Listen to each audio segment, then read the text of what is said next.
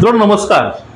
सध्या महाराष्ट्रामध्ये जो गाजतोय तो विषय म्हणजे नितेश राणे यांनी केलेलं एक वादग्रस्त वक्तव्य। त्याचं वक्तव्य असं होतं की शिवाजी महाराज हे मुस्लिमांच्या विरोधामध्ये होते किंवा शिवरायांनी प्रत्येक लढाई हे मुस्लिमांच्या विरोधामध्ये धर्म वाचवण्यासाठी केली होती। आपल्याला आज याच विषयावरती बोलायचं आहे आणि आपल्याला आज याच विषयाचं पूर्णपणे विवेचन करायचं आहे। बघा मित्रांनो, महत्त्वाची गोष्ट अशी आहे, तुम्हाला एक गोष्ट सांगतो तर तुम्हाला पुढली गोष्ट आपोआप समजून जाईल। बघा, सध्या महाराष्ट्रामध्ये जे प्रकरण गाजतंय ते प्रकरण म्हणजे मस्साजोगचे सरपंच यांची हत्या झालेली आणि त्या प्रकरणामध्ये वाल्मिक नावाचा कुख्यात गुंडाचा हात होता आणि त्याच्या खाली त्याचे काही चेले होते। त्या सर्वांनी हे प्रकरण घडवून आणलं। आता ह्या सर्वांनी हे प्रकरण घडवून आणलंय, त्यांनी त्या सरपंचांना मारलंय। मग त्यावेळेस त्या वाल्मिक नावाच्या करारची जर जात डोळ्यासमोर घेतली तर त्या जातीमुळं त्यांच्या जातीला तर बदनाम केलं गेलं तर हा पूर्णपणे मूर्खपणा असणार आहे। कारण जे कर्तृत्व, जे घाण कृत्य ते त्या वाल्मिक नावाच्या कराराने केलेले आहे, त्याच्या पूर्ण जातीने केलं नाही। ही या ठिकाणी गोष्ट समजून घ्या, कारण तो गुन्हेगार आहे आणि गुन्हेगाराला कुठली जात नसते आणि त्या गुन्हेगारी जातीमुळं त्या पूर्ण जातीला बदनाम करणं हा एक निव्वळ मूर्खपणा असेल। त्यामुळं तुम्हाला मी हे उदाहरण सांगितलं की एखाद्या गुन्हेगाराचं, एखाद्या अपराध्याचं, एखाद्या चोराचं तुम्ही जात बघून जर तुम्ही जातीविषयी जर पूर्ण कयास लावत असाल तर ते पूर्णपणे चुकीचं आहे। कारण वाल्मिक नावाचा कराड हा कुख्यात गुंड आहे। पण एक महत्त्वाची गोष्ट या ठिकाणी अशी असते की तो गुंड नाही, त्या गुंड प्रवृत्तीचा आहे, ती प्रवृत्ती आहे। गुन्हेगारी ही एक प्रवृत्ती आहे। गुन्हेगारी ही कुठली जात नाही किंवा कुठले धर्म नाही। गुन्हेगारीला कुठलीही जात नाही, कुठला धर्म नाही, कुठला पंथ नाही। गुन्हेगार हा नेहमी गुन्हेगारच असतो, पण तो गुन्हेगार जातीच्या मागे जाऊन लपायचा प्रयत्न करतो। कारण काय, त्यावेळेस त्याच्यावरती पूर्ण संकट येईल, त्यावेळेच्या पाठीमागं जात ही उभी असेल, फक्त एवढंच कारण आहे। तुम्हाला मी उदाहरण का सांगितलं, सध्या राजकारणामध्ये महाराष्ट्राच्या हेच चाललंय। शिवराय म्हणजे हिंदूंचं अखंड दैवत आहे, कारण महाराष्ट्र, भारत हे हिंदूंची भूमी आहे। त्या भूमीला पारंपरिक असा वारसा लाभलेला आहे संतांचा, देवदेवतांचा। मग या ठिकाणी आपण हिंदूविषयी किंवा शिवरायांविषयी काय बोलतो, सांगतो, त्यावेळेस आपण हिंदुत्ववादी वाटू लागतो लोकांना आणि आपण इतर जाती व धर्मावरती अन्याय करतो असा एक समज त्यांच्यामध्ये होतो। पण या ठिकाणी आता एक नवीनच प्रकरण रंगवलं गेले महाराष्ट्रामध्ये। ते प्रकरण म्हणजे शिवाजी महाराज हे मुस्लिमांच्या विरोधामध्ये होते। आता आपल्याला याच विषयावरती बोलायचं आहे। बघा, शिवाजी महाराज, छत्रपती शिवाजी महाराज हे कुणाच्या एकाच्या धर्माच्या विरोधामध्ये कधीच नव्हते। कारण ज्या वेळेस शिवरायांमध्ये जो डिसिप्लिनपणा होता, जे शिस्त होती त्यांच्यामध्ये, जे अंगातील काही गुण होते, ते आतापर्यंत आपण त्याच्या आसपास सुद्धा जाऊ शकत नाही। पूर्वी प्रदेश जिंकला, किल्ला जिंकला, त्या ठिकाणी संपत्तीसोबतच महिला सुद्धा त्यांच्या व्हायच्या। पण शिवराय एकमेव असं व्यक्तिमत्व होतं, ते व्यक्तिमत्व दुश्मनाची स्त्री सुद्धा आपल्या आईसारखे ते मानायचे। स्वतः आई म्हणून त्याला सत्र करून त्याला पाठवून द्यायचे, सोबत त्यांना संपत द्यायचे। इथपर्यंत राजांचं कर्तृत्व होतं आणि ते राजांना कधीच विचार हा नाही केला ही आपल्या दुश्मनाची बायको आहे किंवा घरचे आहेत, आपण त्यांना मारू किंवा सोबत काही करू। कारण त्या ठिकाणी एथिक्स जे असतात ते अतिशय महत्त्वाचे आहेत आणि हे शिवरायांची सगळ्यात मोठी खासियत आहे। आपण मर्यादा पुरुषोत्तम हे श्रीरामांना म्हणतो, पण या ठिकाणी मर्यादा पुरुषोत्तम हे आपण शिवरायांना सुद्धा म्हणू शकतो। कारण प्रत्येक वेळेस मर्यादेमध्ये राहूनच आणि प्रत्येक गोष्ट त्याच डिसिप्लिननं हे शिवरायांनी केली आहे। आणि शिवरायांनी फक्त लढाई ही मुघलांशी केली आहे का, फक्त औरंगजेबाशी केली आहे का, नाही। त्यावेळेस फ्रेंच, डच, इंग्रज, पोर्तुगीज अशा अनेक सत्ता ह्या आक्रमण करायच्या चौकून, ते म्हणजे महाराष्ट्रावरती, स्वराज्यावरती। त्यावेळेस त्या प्रत्येकांशी तोंड देण्यासाठी हे शिवाजी महाराज हे 100% तैनात असायचे किंवा तयार असायचे। त्यांनी ह्या सर्वांना तोंड दिलंय। मग या ठिकाणी नेमकं प्रत्येक वेळेस मुद्दा हा मुस्लिमांचा काय येतो, प्रत्येक वेळेस मुसलमानांचा मुद्दा काय येतो।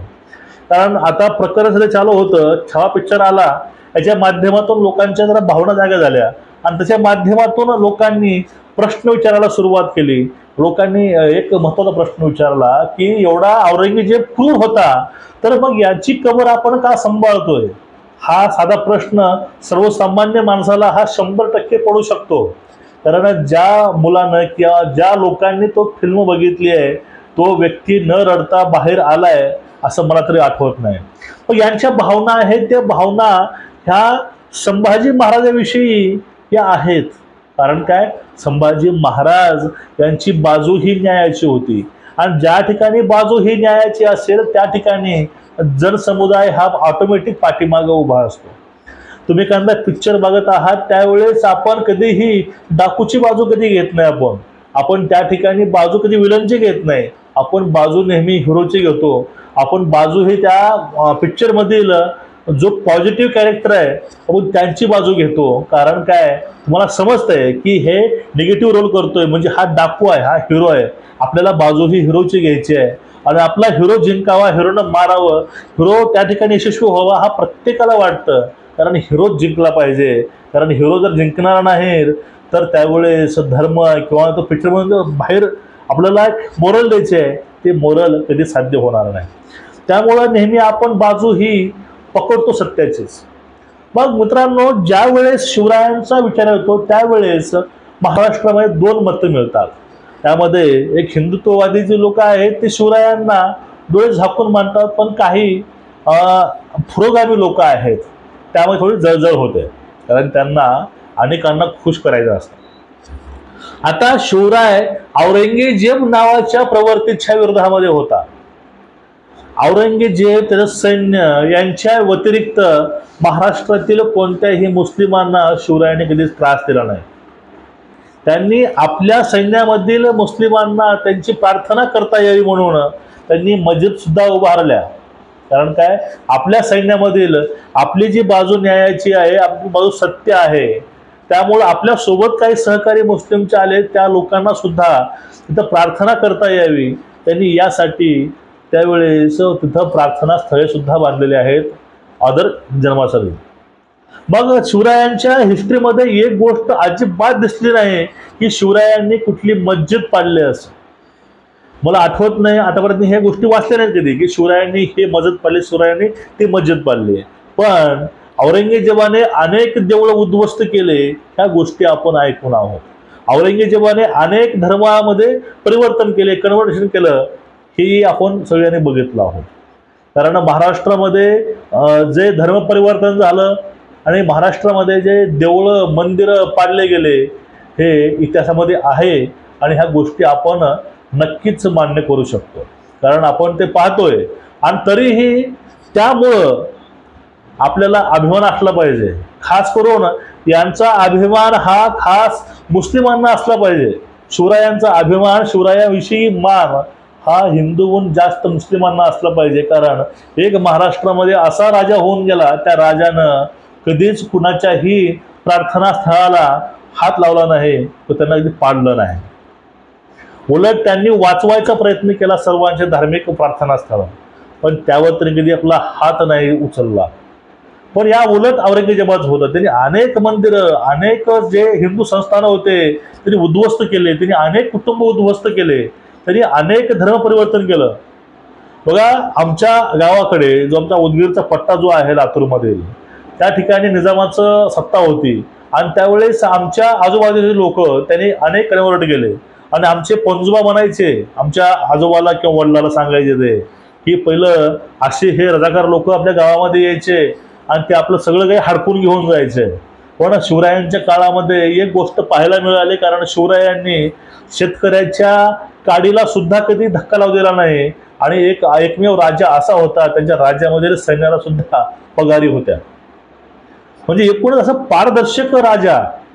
तो राजा कधीच कुणाच्या धर्माविषयी, जातीविषयी द्वेष करत नव्हता. किंवा एक असा राजा, त्या राजानं कधीच मुस्लिमांच्या विरोधामध्ये लढाई केली नाही. त्यांनी ती जी लोक होते त्याची जी नीच प्रवृत्ती होती त्यांच्या अपोजिट लढाई केलेली आहे. आपला इतिहास सांगतोय. शिवरायांनी फक्त मुस्लिमांशी लढाई केली का नाही, त्यांनी आपले जे काही हिंदू सुद्धा का राजे होते त्यांनी त्यांना सुद्धा संपवलं त्या ठिकाणी. म्हणजे जो ज्या ठिकाणी अन्याय करतो, जो कोणी जे आपण राज्य स्थापन केलंय स्वराज्य, त्यामध्ये प्रत्येक जनता ही या ठिकाणी राज्य आहे, जर यावर कोण घाला घालत असेल तर त्यांचा बिमोड हा शिवरायांनी 100% केला आहे. पण शिवरायांनी कधीच धर्माविषयी कधीच आपला द्वेष त्यांनी केला नाही. ही गोष्ट तेवढीच महत्त्वाची आहे. आणि ह्या गोष्टीमुळं आज सुद्धा शिवरायावरती कधीच कोण बोट उचलायचा प्रयत्नही करत नाहीत. पण आता अवस्था अशी होऊन बसली आहे की मुस्लिमांना औरंगजेब प्रिय वाटायला लागला आहे. कारण ज्या औरंगजेबानं नेहमी मुस्लिमांसोबतही आणि हिंदूसोबतही अन्यायच केलेला आहे. जो आपल्या बापाला संपवू शकतो, जो आपल्या भावाला संपवू शकतो, तो कधी कोणाचा पालन करता कसा होईल, हा एक या ठिकाणी प्रश्न महत्त्वाचा आहे मित्रांनो. आणि सगळ्यात महत्त्वाची गोष्ट अशी आहे की खरं तर मुस्लिमांना हिंदूपेक्षा जास्त हे शिवरायांना त्यांनी मानलं पाहिजे. कारण शिवरायामुळं जी आज तुमचे मस्जिद वगैरे आहेत त्या शाबूत आहेत आणि हिंदूंचे मंदिर हे महाराष्ट्रामध्ये शाबूत आहेत.